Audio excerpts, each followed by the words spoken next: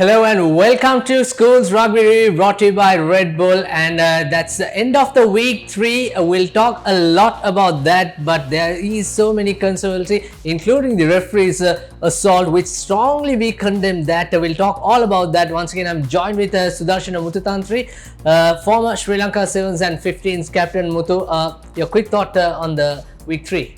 Great weekend of rugby. Unfortunately, the highlight was on the assault on referee Shankar. So let's get into it. Assaulting a referee, match officials, we strongly condemn, Muthu. There's no way this can happen. It is a shame that it happened. It took place, which is quite unprecedented. Referee connector verbally or physically abuse karanna baha, assault karanna baha by spectators, by coaches, by players. This is our core value. These are fundamentals, Muthu. We were taught how to respect the match officials when we were grassroots players. So as a World Rugby's core value, respect is playing a huge part. So this is what make men out of boys, Muthu. But sadly, this is not coming from the school boys. This came from the spectators, Muthu. We strongly condemn. I think the law should take in place of the culprit who were found guilty on this. Yes, it's very unfortunate that over a great weekend of rugby, the highlight was this unfortunate, sad instance. At no point this should have happened. We never accept this kind of behavior in the rugby community. As past players, we are really hurt and sad to see spectators reacting this way. But then again, it comes down to the word transparency. I think there is a level of frustration building up in the rugby circle community because the refs are not, they don't seem transparent, and people don't know exactly what is happening in the game. For example, we were previously mic'd up, referees had access to the media, the home viewer could have seen what's happening, what the decisions were. But right now, for some odd reason, that is not taking place as well. As stakeholders of rugby, I think it's the best that we all act towards the best interest of the game. At the end of the day, this game is it's an event, it's an occasion where we celebrate schools. So that is the most important thing, and the sad outcome of the weekend was this unfortunate incident. Yeah, you mentioned about the mic up and transparency. That's a different issue according to Referee Society. That's coming from a commercial aspect. We'll talk about that also, but we'll talk about the first few incidents, what this problem caused and why we are facing this much of struggle, especially why Science College and why they are going into a ban according to Sri Lanka Schools Rugby Referees Association, Sri Lanka School Society of Referees Association and Society rather. We'll take a break and we'll come back and we'll talk in detail.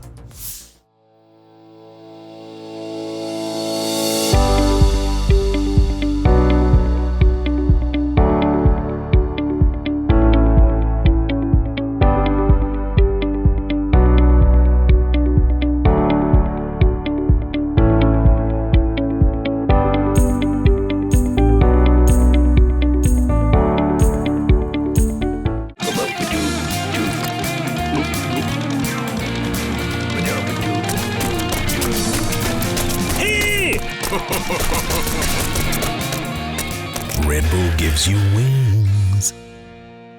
Right. Once again, අපි පටන් ගන්නවා ආයෙත් referee කෙනෙක්ට verbally or physically assault කරන්න බෑ. ඒක completely condemnation එකක්. ඒක කරන්න බැරි දෙයක් අමුතු. We were taught from our grassroots age. Player කෙනෙක්ට, coach කෙනෙක්ට, spectator කෙනෙක්ට කිසිසේත් referee කෙනෙක්ට verbally or physically මේක කරන්න බෑ. So Science College, this is completely the security concern where it comes to talking on this, Muthu. Muling home team එකක් තමයි මේකට complete responsibility එක. Home team is complete responsibility, there's no doubt. However, match එකට කලින් home team එකෙන් license officer දෙන්නෙක් දීලා තියෙනවලු according to Science College. So referees and the match commissioners, they have signed off in terms of security level and everything. But again, the other issue mounting on this incident, Muthu, of course, Air Force Base cannot have private security forces into that. So I'm sure there is a committee of maybe 20 people for Science College. Maybe there are another 10 teachers were there. Maybe there are some 10 bouncers were there. Maybe, yeah, according to the facts. So මේක ඉඳලත් මේ වගේ ප්‍රශ්නයක් ඇති වුණේ කොහොමද? Is that a system failure? Is that the home team couldn't manage it properly? And also I feel like, Muthu, it is if the referees have signed off, then they don't have to worry about. That's the fact. But again, given the fact, what is the ratio? I'm not the best person to talk about security, but this is coming from my common sense idea. What is the ratio if that happened? If there's 20 people, is it enough to stop 1,000 people spectators or 2,000 people spectators? We know for sure everyone is not going to come. So these are the checklists. Perhaps, I don't know whether referees already have this checklist, or maybe if not, maybe in future it's good to put a checklist as such. I'm not the best person to instruct. This is my ideas. Your thought initially on that? I think as stakeholders of rugby, proper guidelines and standards need to be set to control these environments and situations, because as you said before, it's very unprecedented. We don't know how big it will be. Will there be a backlash of spectators who come onto the field? We don't know. We can't control these situations perfectly. But there are certain procedures we can implement to reduce and mitigate certain factors that would cause these stuff. So that's why, as stakeholders, I mentioned that previously, unions, referees, coaches, schools, clubs, everyone should come together and come to an agreement. Okay, this is how we are going to operate. This is how the standard procedure is going to be set in terms of managing games. So as you know, before a game starts, for player safety, there's a standard checklist that goes through. There has to be a medical team, ambulance has to be there. Without them, game doesn't start. Similarly, I think something sort of that would be possible to be implemented in this scenario as well, because as you said, referees need to be proactive as well in terms of their own safety. So I think a checklist would be mandatory to ensure their safety protocols are adhered to and the guidelines are set. Right. So according to Science College media release, they have put adequate measures according to Sri Lanka Schools Rugby Association manual or rule book or whatever it is, and the referees have signed off in terms of fake. But this is unprecedented. Never expect. We don't want to see this happening at all. So it's quite unfortunate, Muthu. But again, we as islanders, Muthu, we are more of a reactive culture than a proactive culture, because this incident has happened previously also. We know Coach Nilfa Ibrahim got assaulted at Kingswood versus St. Joseph. So and there's many other incidents. So why don't the lawmakers of all the governing bodies, the referee society, they are the one who's getting victimized here. Sri Lanka Schools Rugby, Sri Lanka Rugby, why can't they put a clause if this happen? The school may be banned for 5 years or 10 years, maybe categorize the incident. So knowing the factor have happened in the past, why it is not there? I think it seems to be like they just take it off the books as the incident never happened, or they just pretend that they have already forgotten about it. But this is very dangerous, because this can set a precedent in the country where spectators are given a free hand to take a jab at the referees or the officials who are in charge of the game.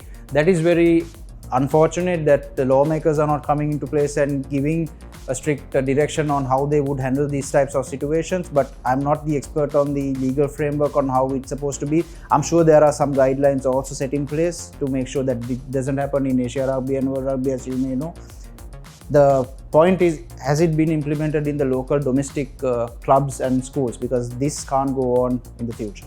Absolutely. After all, it's schoolboys playing their hearts out and the spectators coming and spoiling. And as per some news we received, that there are some Science College former players also involved. So this is which hurts me most. If you played the game, you shouldn't be doing these kind of things, Muthu. I think as past players, I also feel very sad and actually hurt for the referee as well. Just we can imagine if this went to the next level and there was a life-threatening situation for the official as well, then those players or whoever who got involved in this situation would have regretted it, and their actions against them would be for maybe a lifetime of trouble. So basically, as past players, I really don't understand why this happened. I hope this doesn't be a continuous event in the eyes of spectators. I hope this stops here and the people in charge will take proper action against these kinds of situations. Absolutely. We strongly condemn the assault. There's no doubt the person or people who found guilty should be taken into the law. There's no doubt. But on the other hand, we need these referees, although they make loads of mistakes, but their decision will stand. It all came because of that last minute try, whether it's a try or not. Regardless, referee have made the decision. You can't change the decision. You have to, like it or not, you have to accept the fact of a referee's decision. So this is what rugby makes better than any other sport. This is why rugby make gentlemen out of hooligans. This is where schoolboys become men as they go out from the school. So this is a lesson this great sport has been teaching us. So people who are criticizing referee's decision, maybe coaches are frustrated because we know the volume of this commercial sport in Sri Lanka. Literally 16 school in A division, Muthu, there's more than 750 to 800 million being invested in combining all those school budgets together. So comparing that commercial structure, are these referees are being that productive? We have to understand and accept the fact. You mentioned about the transparency. No, they are also in a learning process. How does the CPD works, continuous professional development? Maybe they have a review system. I mean, there's quite a lot of matches happening, but we wish referee society all the best in terms of coming better producing better referees. That's up to them, but we need referees. They are not only officiating the 8 games in the top tier. There are 84 schools playing in the Dialog Schools Rugby League. So we need referees, we need manpowers. We totally understand that. So respect, make sure you pay respect. I mean, also maybe one thing they could implement, Muthu, in all the gates, when the spectator tickets or when the spectator enters, make sure respect the referee. Do not enter the field. Put that and from now on continue that. So having said all this, I personally don't think banning Science College is the right choice, because they have put their heart and soul, like I mentioned, Muthu, the grassroots rugby will die, and they have produced like so many great players. So Sri Lanka national team has a contribution, and mind you, some mind-blowing stats, Muthu. I just spoke to Science College. They have only 1,400 students. 1,400 in lamai.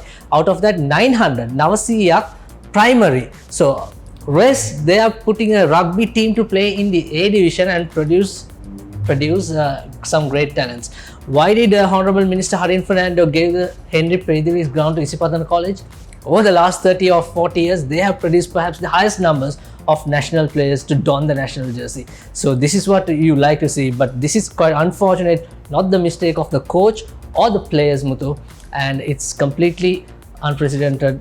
But again, if you found guilt, the culprit should be taken into the law. Yeah, I think very insightful numbers that you just mentioned over there. That was very interesting to see, like small schools, like not in terms of the numbers of people participating in the sport, the number of people that they are producing to the national team. So this goes down to the importance of grassroots rugby and why we need a lot of these schools participating collectively in the foreseeable future as well, to produce more players to the Tuskers as well. In terms of coming back to the referee stuff, I think, as you said, we have the biggest school competition in terms of the number of matches played and the overall size and the impact of the competition.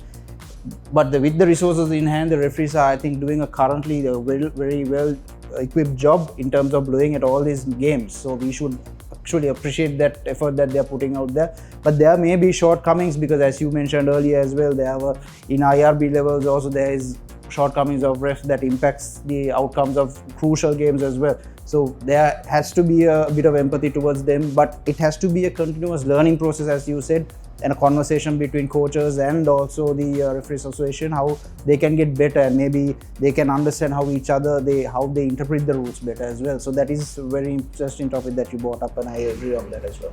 So there will be a stakeholder meeting in terms of this assault. What would be the outcome? Whether Science College will be banned? You can stay tuned on the Papare for more information.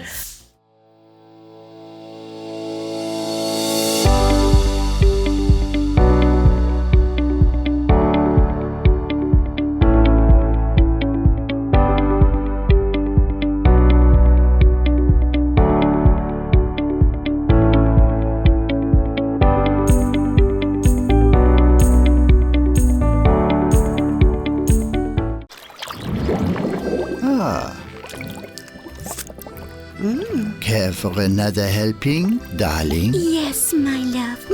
Garçon? Red Bull gives you wings. Welcome back once again. So the Dialog Schools Rugby League Week 3 has been concluded. Let's talk some rugby now. Some great performance from some of the teams, some disappointing performance, some close games. and we did predict in our first segment that the closest game could be from Group 1B rather, would be Wesley versus St. Peter's. It was close in the first half, and also we predicted that St. Thomas's Science, it's going to be a science test for St. Thomas's, and it was certainly indeed until the final minute. So let's talk about the first game up in the hills. 13 points to 50, a half century on the board for Vidyartha College, some outstanding performance. Yes, I think as I said last week as well, this Vidyartha team is really consistent, and I think what I told to look out for this week as well. So this week they have proven the outcome with this 50-point score on Kingswood. Kingswood is struggling there to get their first win yet, I guess. Yeah, they're certainly struggling. Hope they will bounce back against Zyra in the coming week. If there is a game, we don't need the points table right now. We'll come back for that as we speak about this game. 34 points to 7 for the unbeaten Royal team right now, Muthu. We'll talk a lot on the analysis segment and the tactics segment, and also our turning points. So this game, Muthu, first half, Royal had the better. Yes, it was a very interesting game. I would say both were very confrontational. Royal with the heavier pack going into contact more often, trying to penetrate through the middle and then finishing out wide. Zyra, in terms of execution, I don't think they were there quite yet in terms of what the performance of the last week, but let's see, we'll discuss more in depth. Perhaps a wrong game plan. We'll talk about that on the analysis segment. And moving on to the next game, Thurston versus St. Joseph's. 47 points. I'm not sure whether they can be satisfied with that results. Overall, I think in coming back from the first 2 weeks, St. Joseph's are improving as the season goes, I figured. But as for Thurston, I think it's a new experience for them in this segment. So I think they will take a lot of learnings out of this game. I think it will be good to see what they will do next week. I'm sure they do. You feel like looking at the Thurston performance, even they have shown some improvement compared to those two first round and second round games. And up next, DSA Nayaka versus St. Anthony's. 30 points to 17 rather. I really love DSA Nayaka gameplay. We are going to talk about that on our analysis segment. 30 points to 17.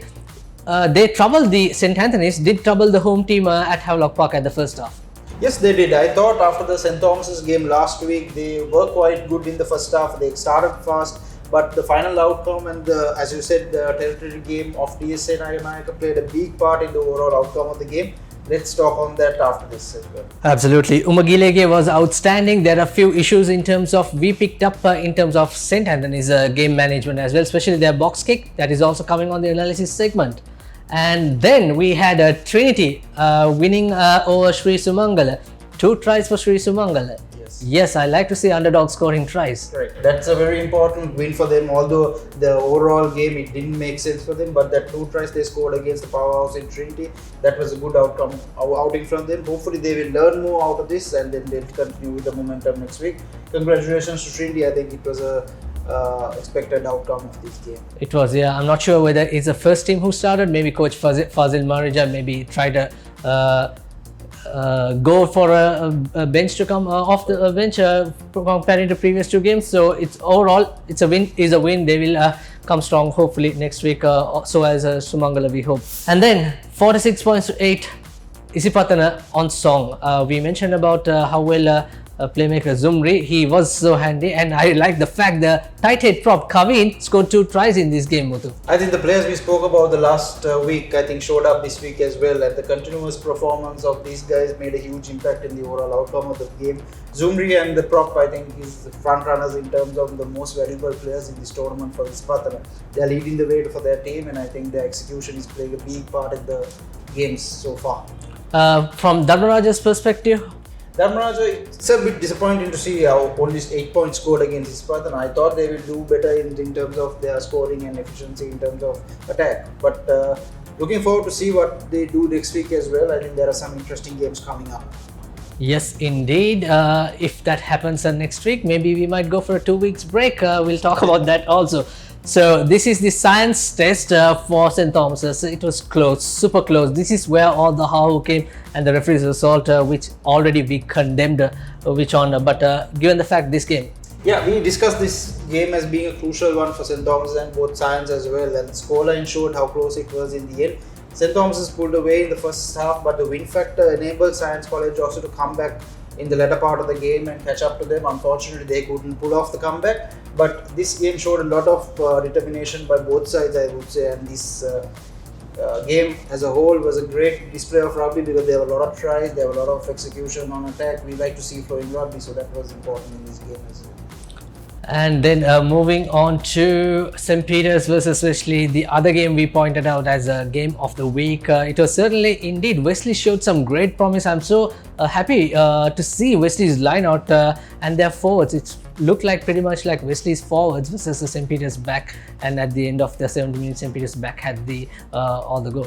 Yes, exactly. Interesting that you mentioned that because the Wesley forward pack wanted to play a slow game of rugby, but Martis and Rajiv, I think, countered that and just took quick taps in every penalty that they got to speed up the game. I think that made a huge difference in the second half. Although Wesley kept up until the latter parts of the game, St. Peter's ran away with it because they were trying to increase space and increase the offloads and increase the speed of the game as well. So that played a huge part in this game. And also Wesley showed in terms of their kickoff, the kick went out on the deadline, Muthu. So St. Peter's started this scrum. So their focus is to play in the opposite 22, you know, play in the, but not only that, we witness even they attack few stringers and faces within their own half to check the St. Peter's. But that was a real test in terms of the defending champions move. Yeah, this was a typical backs versus forwards game. Wesley wanted to dominate the forwards and slow down the pace of the game and maul and go into the contact situations. Whereas St. Peter's decided they wanted to play some sort of touch rugby during the game. They just took quick steps and just increased the speed of the game right throughout. Sevens rugby, they are the sevens champions. So congratulations, and we'll take a break and we'll go into our analysis.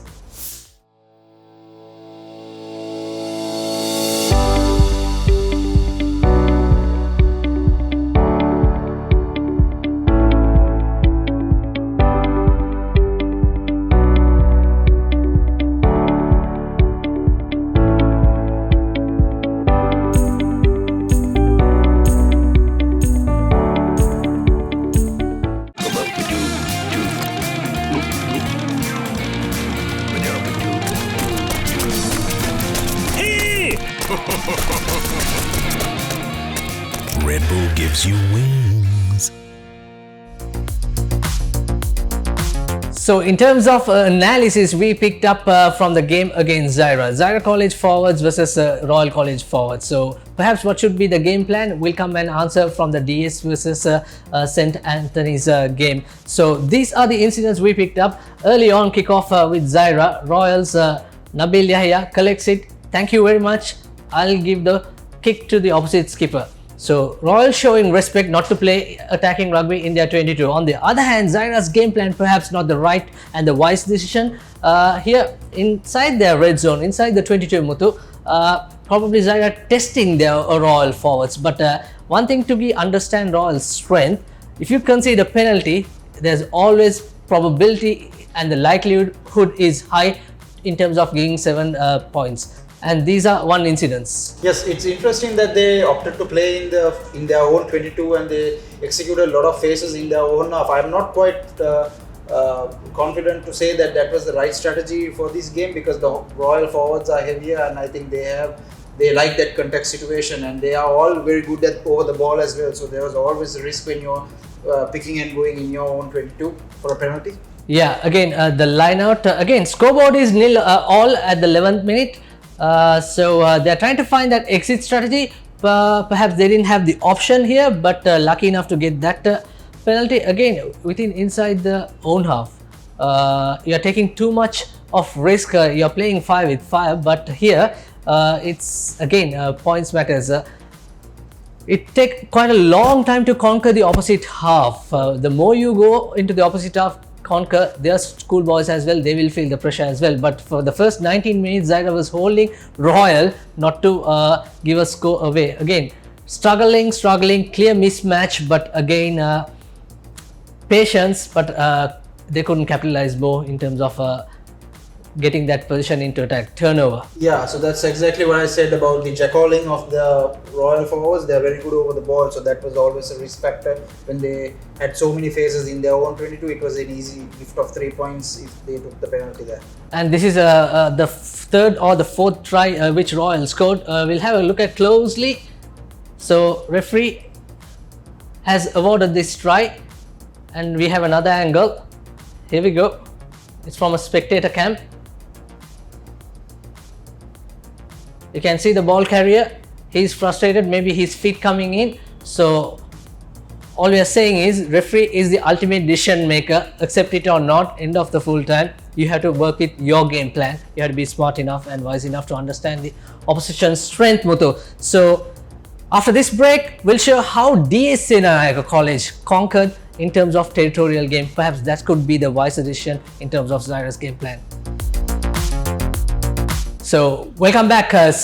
In terms of DS Senanayaka versus St. Anthony's, so we'll see how DS Senanayaka came with that smart game plan. Their game plan is clear: get the ball, kick into the opposite half, and some finely well executed kicks by the skipper Umagiliage, who's wearing that luminous color stockings. So when you kick that into those corners, you're under pressure. Yeah, so this is what actually Royal Zaira game the Zairians should have done. They should have kicked into the corners, played the territory game and backpedaled the heavy forwards back for Royal. So they would have struggled to come out of their halves if that was the plan. Since this game, you can see the difference, whereas St. Anthony's was countered very well by DS because they kept pushing them back through good kicks. So the territory game was strong here. The fly-half identified the space that was available and just put small kicks out there for them to backpedal. And as a result, the final outcome of the game was as such. Now this box kick from the St. Anthony's scrum half, this was quite accurate. We will have small analysis in terms of box kicking. We'll come back to that. But here, he puts the kick not too much distance, perhaps 10 to 15 meters, and there comes the chasers, but referee spot on and clear decision. It was a very reckless move by the St. Anthony's player, and then straight away into the bin. And again, in the 6th minute of the game, restart after DS scored the first try, and Captain Umagilege collects it and puts a lovely 50-meter kick. Again, in the restart, DS scores the try. Every time they go to the opposite half, comes with the try. So again, showing respect. In 22, we don't want to take any risk, Muthu. Yes, exactly. The key point there is they respected the opponents and their strengths and made sure they played according to their very own strengths by kicking them back into their own half and executing from there. So every time they got into their opposition half, DS came away with the points. In this gameplay, you're not losing too much fatigue. Right. You're taking your time. You're again playing to a structure. Yeah, because the heat plays a huge factor in these games because the game starts early. So when you collide and we go into a contact more often, you get tired more often as well. So they mitigated those factors by kicking into territory and playing a tactful game there. Again, a lovely piece of defense. This is Correct. how the chase should be coming in. And again, less pressure for their forwards and the backs. You're taking control in charge. So this is the second try. In fact, as a result of that kick, DS won the line out. When you go to opposite half, the defending team always under pressure, and look at that maul, quite decent. Advantage comes in, 2 quick hands, and the gaps open up. Easy Correct. as you like, Muthu. Correct. As you said, here is where they played their game, where the opposition half, they took on the St. Anthony's forwards in the right areas of the park where they had the overall upper hand. So that's why they continued to score that try. So that was good to see. Yes, indeed. So that was a great performance by Umagili and the DS Senanayaka coaching setup. So we'll hear from the coach Asela Deshapriya of DS Senanayaka College what he has to say after this win. Asela, congratulations. St. Anthony's match May match එකේ Asela ඒගොල්ලන්ගේ backs වලට පොඩි කරදරයක් දුන්නා first half එකේ. thank you very much Saabir. ඇත්තටම මේ first half එකේ අපිට ඇත්තටම defense එකේ අපි centers දෙක ගොඩක් අලුත් ඒ දෙන්නට තාම experience එකක් නැහැ. දෙන්නම under 16 ඉතින් but මම හිතන්නේ ඒගොල්ලන්ට තව match by match යද්දී experience එක ඒගොල්ලෝ gain කරගන්න. But second half 5 tries winning score 30 points to 17. සෑමීමට පත් වෙනවද? හැබැයි අපිට තව scoring වලින් 4ක් තිබ්බා 4ක් මිස් කරා. ඉතින් ඇතරම ටීම් එක සෑහෙන මහන්සි වුණා ඒගොල්ලන්ගේ කීර්තිය දෙන්නම coaching really impressive. ඇත්තටම හොඳ දෙයක් කරන්නේ කන්නංගර විද්‍යාලයෙන් පටන්ගෙන මේ වගේ තැනකට ඇවිල්ලා එඩිෂන් කෝච් කරනවා කියන්නේ really proud moment අසෙල්ල. Congratulations on that. කියන්න Trinity win එක ගැන. ට්‍රිනිටි වින් එක ඇත්තටම ප්ලේයර්ස්ලා සෑහෙන මහන්සි වුණා. මම හිතන්නේ ඒගොල්ලෝ ඔක්කොමල්ලා ලොකු එෆර්ට් එකක් දැම්මයි කෝචින් ස්ටාෆ් එකේ ප්ලේයර්ස්ලා. ඒ ඔක්කොමල්ලා දාපු එෆර්ට් එකේ රිසල්ට් එක තමයි මම ට්‍රිනිටි මැච් එක. අපි ලොකු ෆෝකස් එකක් තිබ්බා සෙකන්ඩ් මැච් එකේ ට්‍රිනිටි. අපි මුළු සීසන් එක පුරාම අපි ඒක ප්‍රැක්ටිස් කරා. අපි එතෙන්ට කොහොමද යන්නේ කියලා. අද ඒකේ රිසල්ට් එක අපිට හම්බුණා. දැන් යන විදියට ෆයිනලි අසෙල්ල ඔයගොල්ලන් ඉසිපතනයි ඔයගොල්ලන්ගේ ෆේවරිට්ස් ගෲප් එක টপ කරන්න සෙමි ෆයිනල්ස් ගන්න. නෑ මම හිතනවා අපි මැච් බයි මැච් යන්නේ අතරම අපි ඇත්තටම අපි එච්චර දුර හිතන්නේ නැහැ මුලින්ම අපේ දැන් අපේ මිෂන් එක සයන්ස් ඉතින් අපි මැච් බයි මැච් යන්න තමයි ප්ලෑන් එක සයන්ස් ඊට සෙන් තෝමස් ඉතින් හොඳ මැච් එකක් තියෙනවා මම හිතන්නේ හොඳ ටූර්නමන්ට් එකක් මේ අවුරුද්දේ හැම ටීම් එකක ඔය හොඳ ප්‍රෙපරේෂන් එකක් තියෙනවා මම හිතන්නේ හොඳ මැචස් ටිකක් තියෙනවා. All right, so the other analysis or the turning point we picked up in terms of box kick. Look at this St. Anthony's skipper just outside the inside the 10-meter marker. He puts the box kick and it was a little bit overcooked, Muthu. Yeah, the objective of the box kick is, for me, I would be regaining position. So here I think the height of the box kick and the speed of the chasers were not there in terms of execution. So that's why there was no pressure put on the receiving point here. So I think that should be a learning point for next week. And also there's quite a lot of space here. Perhaps he should be eyeing those box kicks into that space, Muthu? Yeah, so the vacant space means the receiver will have to go for the ball, and that will give more time for the chasers also to come and put more pressure on the receiving point and maybe regain position after the tackle. This incident in terms of box kick, regain position or territorial advantage, this sort of overcooked incident happened maybe 3 times if I'm not mistaken. However, this time the skipper again puts a long kick. Perhaps that kick should have gone into the corner, bounce and go into touch, try to get the 50-50 or try to get the advantage in terms of territory. I think the flat kick implied that he was going for more of a territorial advantage, but then again he kicked right into the receiver's hand. So that completely nullified the objective of the kick. It should have been into space or somewhere where the receiver will have to go for the ball. It should have bounced somewhere for them to have more time to chase and put pressure on the kicker. And this one, quite a decent kick. Not too long, maybe 15 to 60 meters and 60 meters, and this was a peach of a kick. This is a fine example, Muthu. This was a fine example. You kicked it from there and then it's 2 chases, not 1. You're not overcooking it. You have a vision and it's pretty much 20 meters and there you go. So this is what I was talking about, the ideal execution of the box kick where the regaining position aspect took overall in terms of the chasers going and applying pressure on the receiver. As a result, they managed to stop the counter attack here, and also I think the next clip shows if they got the position back here as well. Right, finally we have a cookie play of the week. St. Peter's College. It was smart thinking which makes all the scrum halves proud. And look at this, Praneeth Silva, the halfback.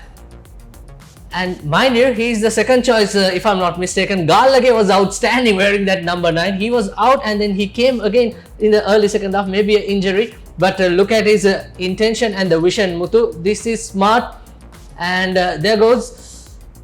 Yeah, I think here he identified clearly that his opposite number was not marking him. So instead of going to the open side where their opposition defending scrum half was aligned to put pressure on the Wesley fly half, St. Peter's fly half, he just took the ball and just looked at the picture and just took away with that, and the result was a try under the post. Yeah, super. Brilliant thinking, and this was just before the half time which added St. Peter's tally into that. So that was the quickie play of the week. So there we go. That is the school's rugby review brought to you by Red Bull and Muthu. We are heading into week 4. Whether we don't know, there is going to be a 2 weeks stoppage from the referees. What do you think? I hope not. I hope the tournament continues as it was scheduled. Well, let's hope and see what the officials come into play. If the official wants to take that 2 weeks, perfectly fine. We have to understand the fact player welfare, referees welfare is paramount. So given the nature of this, if that happens, Muthu, perhaps knockout rugby will extend into another 2 weeks, or the super round also will extend into another 2 weeks. Then we have the Bradbury Shield in 27th or 29th August first leg. So we'll wait and see. Yes, let's wait and see what happens. Hopefully everything will be positive, but we also understand that if the time needs to be taken to implement some processes to and safety factors, maybe it will. So let's hope and see what will happen in the weekend.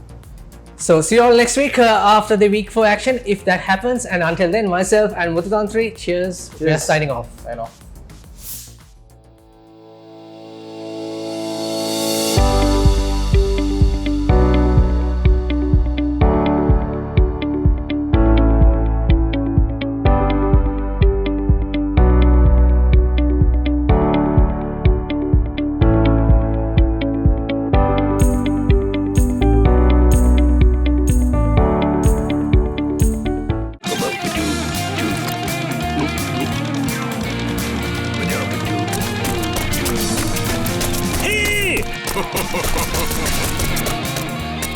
Red Bull gives you wings.